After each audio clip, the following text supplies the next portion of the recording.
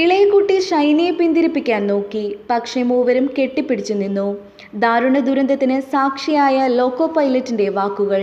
ജീവിക്കാനുള്ള എല്ലാ പ്രതീക്ഷകളും അസ്തമിച്ചതോടെ മക്കൾക്കൊപ്പം ഏറ്റുമാനൂരിൽ ട്രെയിനിന് മുന്നിൽ ചാടി ജീവനൊടുക്കിയ ഷൈനിയും കുഞ്ഞുങ്ങളും കേരളത്തിന്റെ ഒന്നാകെ വേദനയാണ് ഇപ്പോഴും.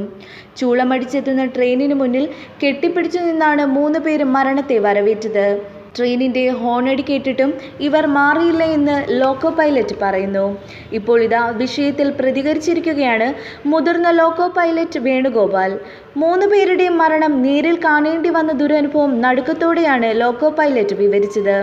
പുറത്തു വന്ന CCTVയിൽ ഇളയക്കുട്ടി പേടിച്ച് ഷൈനിയെ ഇതിൽ നിന്ന് പിന്തിരിപ്പിക്കാൻ നോക്കുന്നതായി തോന്നിയെന്നും വേണുഗോപാൽ പറയുന്നു.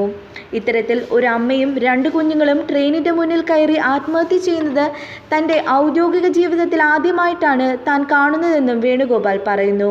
പലരും തൊട്ടു മുൻപിൽ ചിന്നിച്ചിതറുമ്പോൾ ഒന്നും ചെയ്യാനാവില്ലെന്നത് വല്ലാത്ത വേദനയുണ്ടാക്കുന്നതെന്നും അദ്ദേഹം പറയുന്നു. വളരെ ഉത്തരവാദിത്വവും വെല്ലുവിളി നിറഞ്ഞതുമായ ദൗത്യമാണത് ലോക്കോ പൈലറ്റ് എന്നും കൃത്യമായ സമയത്തും സുരക്ഷിതമായും യാത്രക്കാരെ ലക്ഷ്യസ്ഥാനത്ത് എത്തിക്കുക എന്നതാണ് ലക്ഷ്യമെന്നും വേണുഗോപാൽ പറയുന്നു. അതേസമയം അമ്മയും മക്കളും ട്രെയിനിന് മുന്നിൽ ചാടി ജീവനൊടുക്കിയ കേസിൽ ഭർത്താവ് നോബിക്ക് ജാമ്യം നൽകരുതെന്ന് ഏറ്റുമാനൂർ പോലീസ്.